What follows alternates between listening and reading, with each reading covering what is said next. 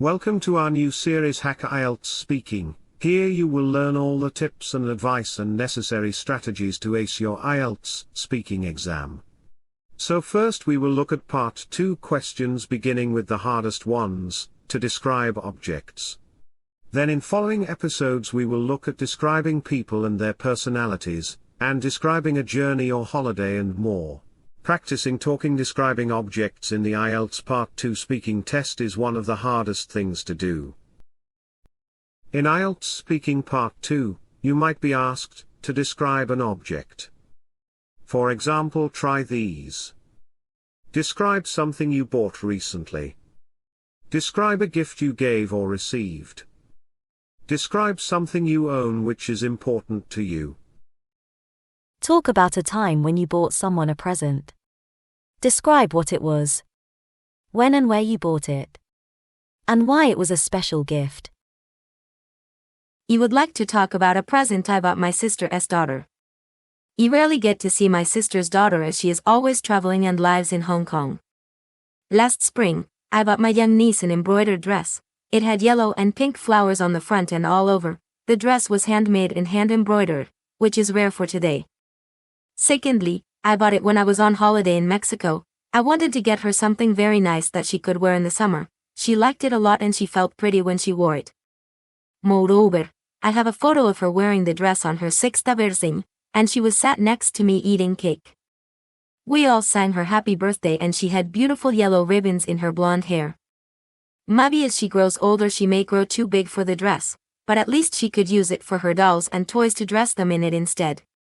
Finally, I think buying handmade crafts or artisans from a foreign country makes interesting presents to give to people, in a time when we can buy anything that is made in a factory.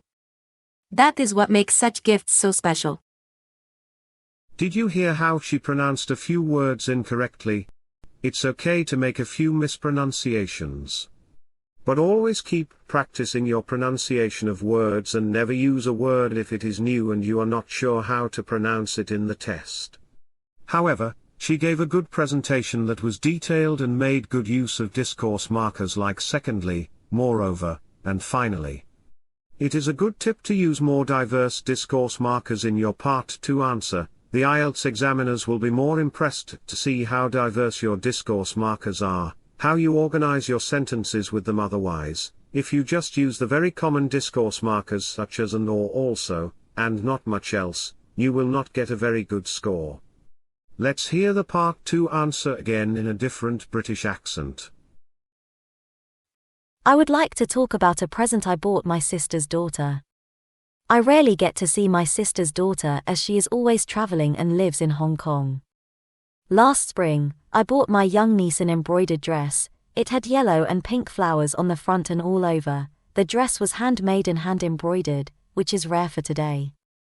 Secondly, I bought it when I was on holiday in Mexico. I wanted to get her something very nice that she could wear in the summer. She liked it a lot and she felt pretty when she wore it. Moreover, I have a photo of her wearing the dress on her 6th birthday, and she was sat next to me eating cake. We all sang her happy birthday and she had beautiful yellow ribbons in her blonde hair. Maybe as she grows older she may grow too big for the dress, but at least she could use it for her dolls and toys to dress them in it instead. Finally, I think buying handmade crafts or artisans from a foreign country makes interesting presents to give to people, in a time when we can buy anything that is made in a factory. That is what makes such gifts so special.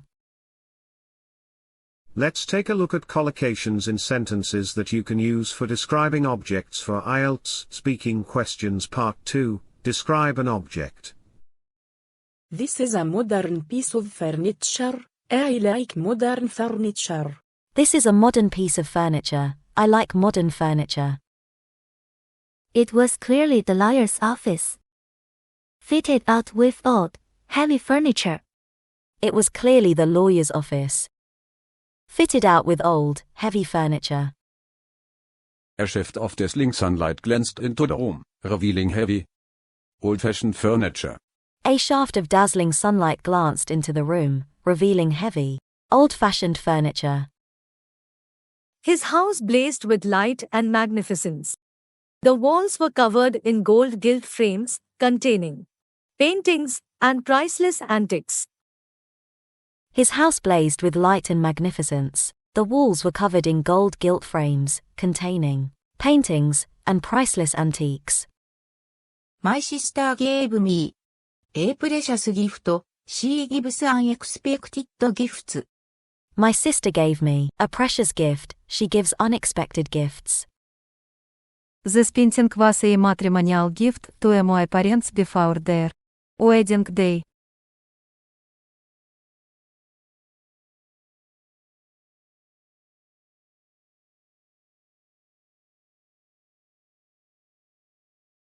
This painting was a matrimonial gift to my parents before their wedding day.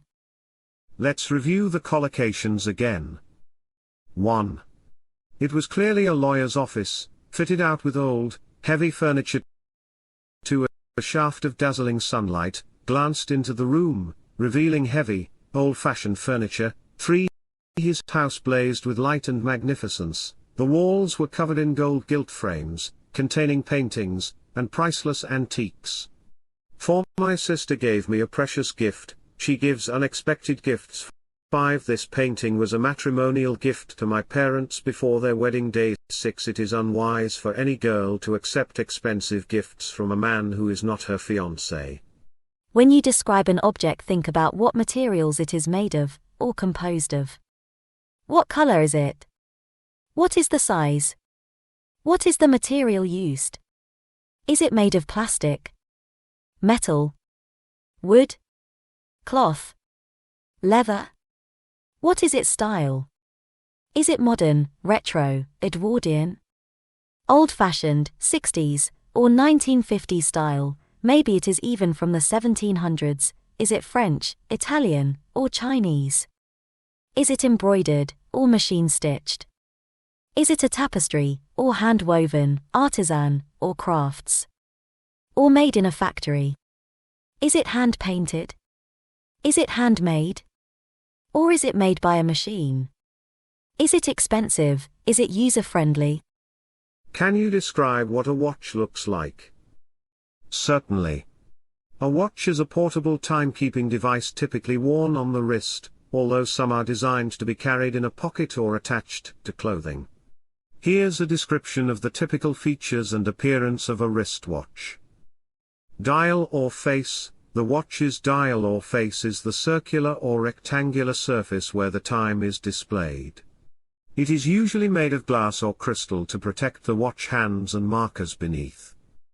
Watch hands. Watches typically have 2 or 3 hands that indicate the hours, minutes, and sometimes seconds.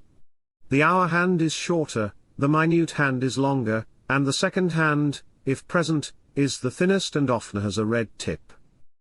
Hour markers. These are the numerical or baton-style indicators on the watch face that represent the hours. They help you read the time by showing the position of the watch hands. Bezel. The bezel is the outer ring that surrounds the watch face. In some watches, it is stationary and decorative, while in others, it can rotate to serve various functions, such as tracking elapsed time. Case. The case is the metal or plastic housing that contains the watch's inner workings. It protects the watch movement and often includes buttons or a crown for setting the time. Crown. The crown is a small knob typically located on the side of the watch case.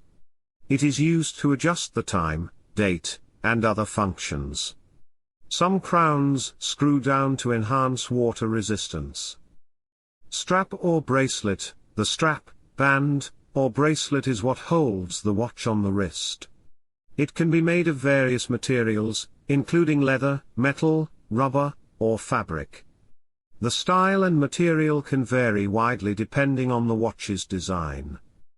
Clasp or buckle. This is the fastening mechanism that secures the watch to the wrist.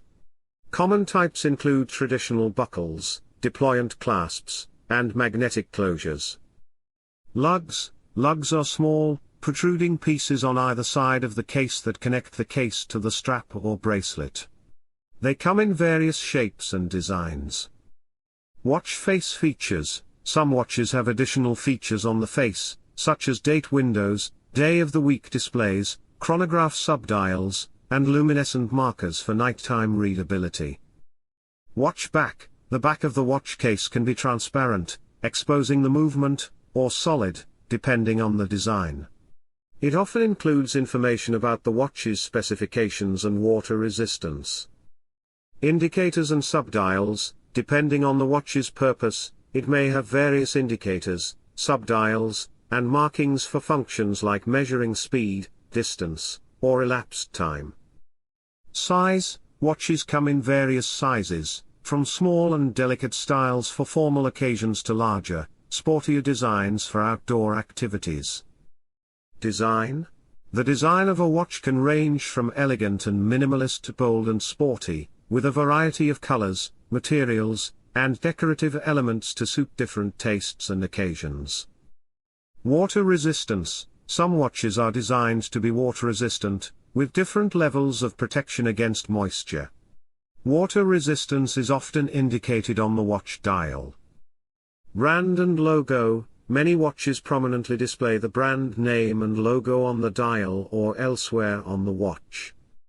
Keep in mind that watch designs can vary significantly, and there are countless styles and variations to cater to different preferences and purposes. Can you describe what a bicycle looks like? Certainly. A bicycle is a human-powered, two-wheeled vehicle designed for transportation and recreation. Although today, you can now also find electric-powered bicycles. Here's a description of the typical features and appearance of a bicycle. Frame. The central structure of a bicycle is the frame, which is usually made of metal, such as steel, aluminum, or carbon fiber, or occasionally, of other materials like bamboo. The frame consists of a top tube, down tube, seat tube, and chainstays. It forms the backbone of the bike and provides structural support. Wheels. Bicycles have two wheels, one at the front and one at the rear. The size of the wheels can vary, but common sizes are 26 inches, mountain bikes, 27.5 inches, common on some mountain and hybrid bikes, and 700c, standard on most road bikes. Each wheel consists of a hub, spokes, and a tire. Tires. Bicycle tires are typically made of rubber and vary in tread pattern and width depending on the type of bike. Road bikes have narrower, smoother tires for speed, while mountain bikes have wider, knobby tires for off-road traction. Handlebars. Handlebars are mounted on the front of the frame and provide a grip for steering. There are various types of handlebars, including drop bars, common on road bikes, flat bars, common on mountain bikes, and upright bars, common on city and cruiser bikes. Brakes. Bicycles are equipped with brakes to control speed and stop the bike. Common brake types include rim brakes, using pads on the wheel rims, and disc brakes, using a rotor and caliper system. Pedals. Pedals are attached to the crank arms and provide a platform for the rider's feet. The rider pushes down on the pedals to propel the bike forward. Cranks and chainring. Crank arms connect the pedals to the chainring, which is a toothed wheel that engages with the bicycle chain. As the rider pedals, the chainring turns, driving the chain and turning the rear wheel. Gears and derailleur. Most bicycles have a system of gears that allow the rider to adjust the resistance and speed. Derailleur are devices that move the chain between different sized chainrings and cogs on the rear wheel to change gears. Saddle. Seat. The saddle is the seat of the bicycle, and it's where the rider sits. Saddles come in various shapes and sizes for comfort and performance. Seat post. The seat post is a tube that attaches the saddle to the frame. It can often be adjusted to change the saddle's height, allowing riders to find a comfortable riding position. Chain. The chain is a crucial component that transfers power from the pedals to the rear wheel. It consists of interconnected links. Front fork. The front fork is the part of the frame that holds the front wheel. It often includes suspension on mountain bikes to absorb shocks from rough terrain. Kickstand. Some bicycles have a kickstand, a metal or plastic support that extends from the frame to keep the bike upright when parked. Accessories. Bicycles may be equipped with various accessories, such as fenders, racks, lights, bells, and water bottle holders, depending on the rider's needs and intended use. Paint and graphics. Bicycles often have colorful paint schemes and graphics that vary by brand and model, adding to their visual appeal. Reflectors. Reflectors are often installed on the front, rear, pedals, and spokes of the bicycle to enhance visibility and safety, especially when riding in low light conditions. Bicycles come in a wide range of styles, including road bikes, mountain bikes, hybrid bikes, city bikes, and more, each designed for specific purposes and terrain. Riders can also customize their bicycles to suit their preferences and needs. Now you can use discourse markers and collocations to describe some objects such as furniture, a watch and a bicycle in great detail. Keep practicing and expanding your vocabulary. Well done for getting to the end of this class.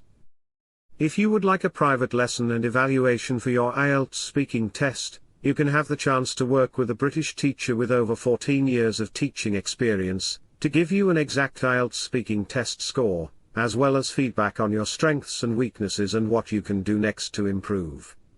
Contact us below to set up a Zoom class.